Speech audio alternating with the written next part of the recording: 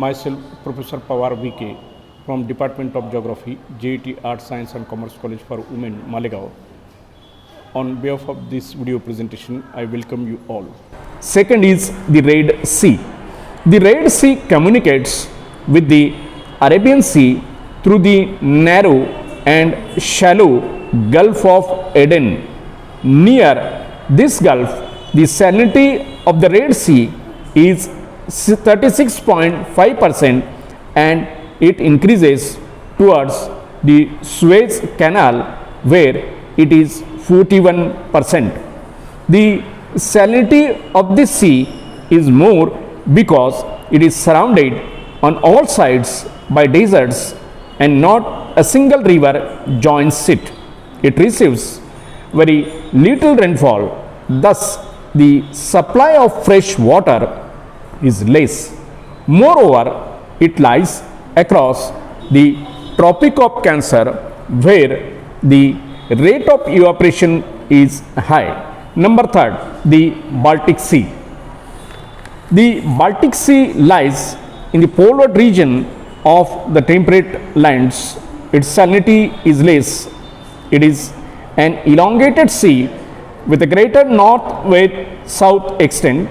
Hence, variations in its salinity are found between its southern and northern parts. To the south, the rate of evaporation is comparatively more and the salinity of the seawater is nearly 7 to 8%. Evaporation decreases to the north and in the Gulf of Bothnia, the salinity is less than the 2%. In spring and summer, the water is almost fresh.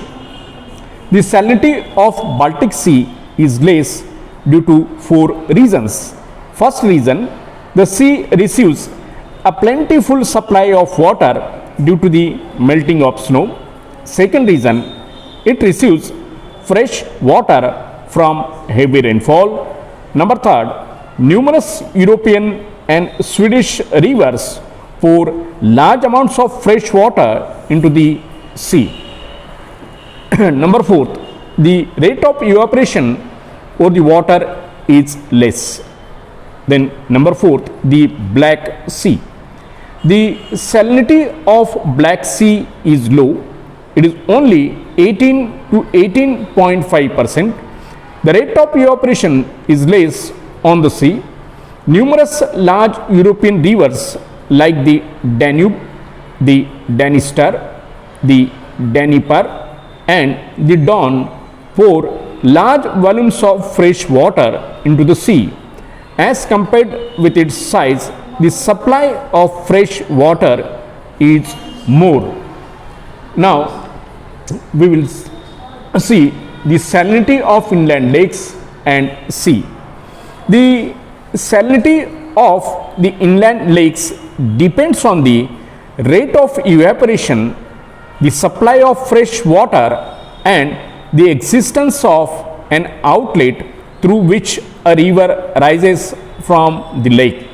If a river originates from the lake, it carries some salts with it and hence there is no tendency for the lake water to be more saline. But if there is no outlet to the lake water, there is no escape for the salts brought down by the rivers that enter the lake. Thus, the water becomes more and more saline or salty. The degree of salinity of such lakes depends on the length of the time that the lake has been in existence without an outlet. Number 1, the Caspian Sea. The Caspian Sea lies in the temperate lands. It is elongated in shape and its north-south extent is greater. Considerable variations in the salinity of the sea are found. In the northern Caspian Sea, the salinity is less than 14%. The salinity is less due to lower rate of evaporation and the large supply of fresh water from the rivers like the Olga and the Ural. In its southern part, the salinity is more. In the shallow Gulf of Karabugaz, it is 170%. In this part, the rate of evaporation is higher and it is surrounded on all sides by mountain ranges, and hence very few rivers join the sea. Number 2, the Dead Sea.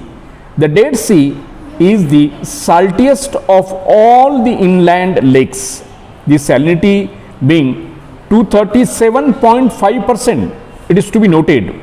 This sea lies in the subtropical areas, and hence the rate of evaporation is more, as it is surrounded on all sides by deserts and the supply of fresh water is very less.